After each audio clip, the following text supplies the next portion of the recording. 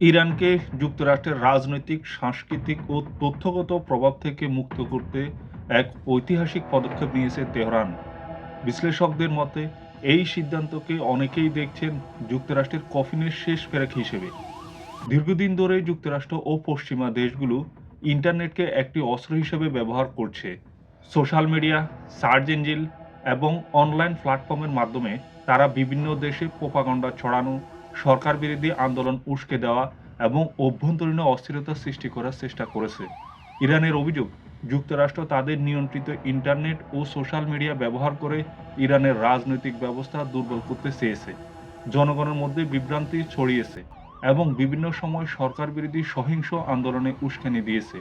এই অভিজ্ঞতা থেকে ইরান সিদ্ধান্ত নেয় তারা আর কোনো বিদেশি শক্তির হাতে নিজেদের তথ্য ও যোগাযোগ ব্যবস্থার নিয়ন্ত্রণ তুলে দেবে না।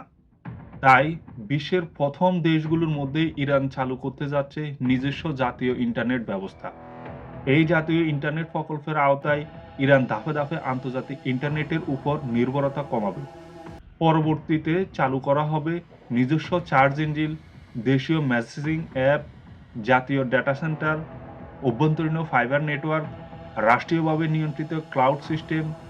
সরকারের দাবি, এর ফলে দেশের ডেটা নিরাপত্তা, সাইবার সুরক্ষা এবং জাতীয় সার্বভৌমত্ব আরও শক্তিশালী হবে।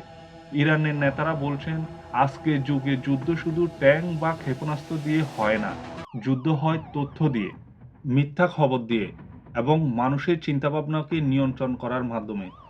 জাতীয় ইন্টারনেট চালুর মাধ্যমে ইরান চায় বিদেশি গোয়েন্দা সংস্থা ও কর্পোরেট টেক জায়ান্টদের দেশের অভ্যন্তরীণ যোগাযোগ ব্যবস্থার বাইরে রাখতে। তবে এই সিদ্ধান্ত নিয়ে বিতর্ক কম নয়।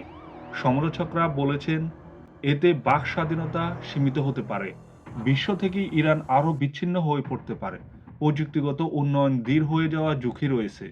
কিন্তু ইরানের পাল্টা যুক্তি, নিরাপত্তা ছাড়া স্বাধীনতা টেকসই নয়। ইরান মনে করে, যেভাবে চীন নিজস্ব ডিজিটাল ইকোসিস্টেম গড়ে তুলে যুক্তরাষ্ট্রের প্রভাব থেকে নিজেদের রক্ষা করেছে, ইরানও সেই পথেই হাঁটতে চায়।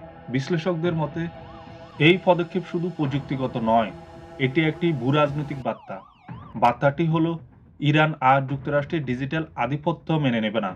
এই সিদ্ধান্ত সফল হলে ভবিষ্যতে আরও অনেক দেশ নিজস্ব জাতীয় ইন্টারনেট গঠনের পথে হাঁটতে পারে। আর তখন বিশ্ব দুই ভাগে বিভক্ত হতে পারে, একটি পশ্চিমা নিয়ন্ত্রিত ইন্টারনেট বিশ্ব ব্যবস্থা, আরেকটি স্বাধীন রাষ্ট্রভিত্তিক ডিজিটাল ব্লক।